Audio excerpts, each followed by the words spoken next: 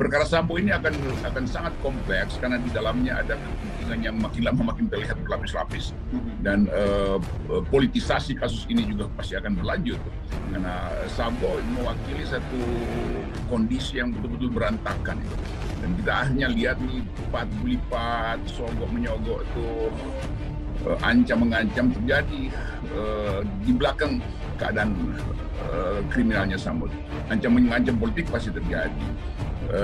Intai jabatan pasti terjadi. Tapi sekali lagi, kasus Sambo justru membuat kita bening untuk melihat keadaan bahwa kerapuhan institusi itu ada pada tingkat yang paling tinggi pada akhirnya. Dan orang was-was kalau Sambo masuk pengadilan, apakah Sambo akan menjadi semacam pintu untuk membuka korupsi yang makin lama makin gila dalam peristiwa ini, atau justru akan bahwa Sambo ini akan menjadi akhir dari sebuah kasus yang nggak bisa dibuka pada akhirnya.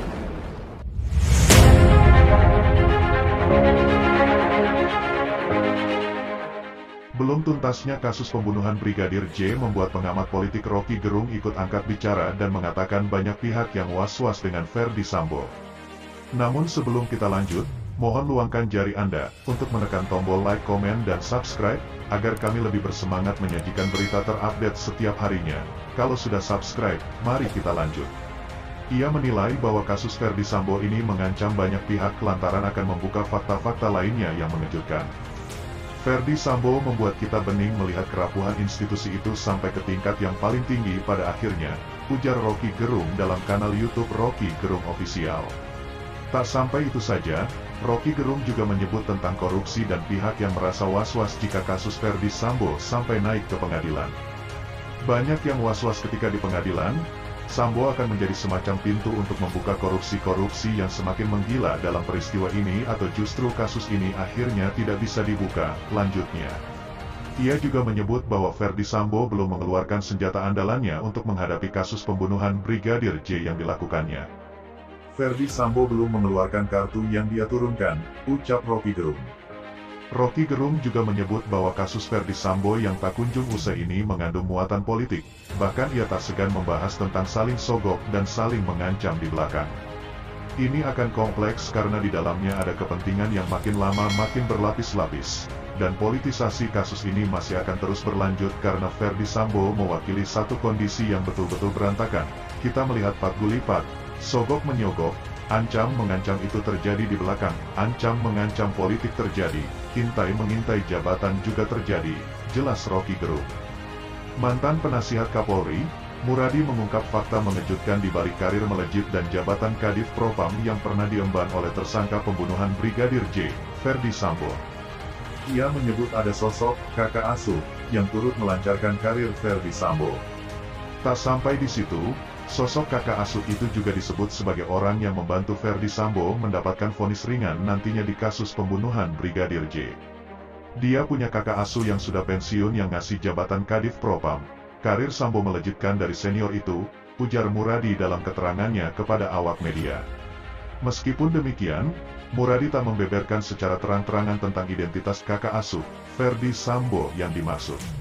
Ia hanya mengatakan, kakak asuh itu memberikan jabatan Kadif Propam kepada Sambo pada 2019. Melejitnya karir Sambo di kepolisian diduga karena campur tangan sosok tersebut. Oleh sebab itu, Muradi meminta kepada tim khusus, tim sus bersama Bareskrim Polri untuk menyelidiki peran dari sosok kakak asuh yang membantu Ferdy Sambo di kasus pembunuhan berencana Brigadir J. Kalau enggak ini akan masuk angin, dia akan mendapat hukuman yang minimal. Padahal kan dia yang merusak semuanya, harusnya dia hukumannya minimal 20 tahun, bisa seumur hidup atau hukuman mati, kata Muradi. Selain itu, Muradi juga menyinggung soal adanya perubahan keterangan Ferdy Sambo dalam berita acara pemeriksaan, BAP, perubahan keterangan Sambo itu, kata Muradi, dirinya menyebut tidak ikut menembak Brigadir J. Pasalnya, berdasarkan keterangan saksi di tempat kejadian perkara, TKP, yakni Bribka Riki Rizal, RR, dan Barada Richard Eliezer, mengatakan bahwa Sambo ikut menembak Brigadir J di rumah dinasnya pada Jumat tanggal 8 Juli tahun 2022 lalu. Dengan upaya tersebut, lanjut Muradi, dapat disimpulkan bahwa Sambo masih memiliki power di kepolisian. Jadi kalau dia enggak menembak, dia hanya menyuruh, hukumannya enggak hukuman mati, jadi cuma 5-10 tahun. Dia masih ada backup, masih didukung oleh orang-orang yang ada di lingkaran dia, tutur Muradi.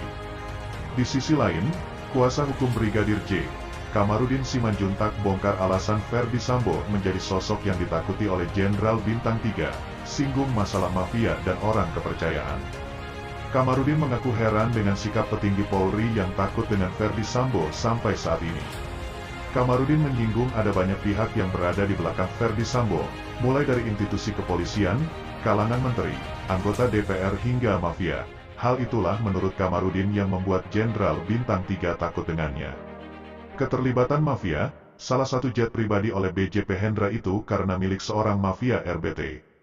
Wajar karena ada keterlibatan mafia bukti seorang BJP punya fasilitas pesawat pribadi, ucap Kamarudin. Tak sampai di situ saja, ia juga menyebut fakta bahwa Ferdy Sambo adalah sosok tangan kanan atau orang kepercayaan Kapolri. Dia itu tangan kanannya Kapolri, Kadif Propam tukang pukulnya Kapolri, di mana Kapolri pergi dia ikut. Ferdy Sambo zaman dulu pergi ke istana itu Kapolri, di situ ada Kapolri di sana ada Ferdy Sambo, jelas Kamarudin. Ia juga menjelaskan bahwa posisi Ferdy Sambo sebagai Propam bisa mencopot para jendera bahkan Kapolda 1 atau 2 tingkat di atasnya, karena jabatan dia Kadif Propam, bahkan nasib para jenderal di tangan dia, untuk dapat jabatan, bebernya. Nah, gimana menurut kalian? Mungkin itu saja yang dapat kami sampaikan, jika ada salah kata mohon dimaafkan, karena kesalahan datang dari saya pribadi, yang tak luput dari yang namanya salah dan dosa.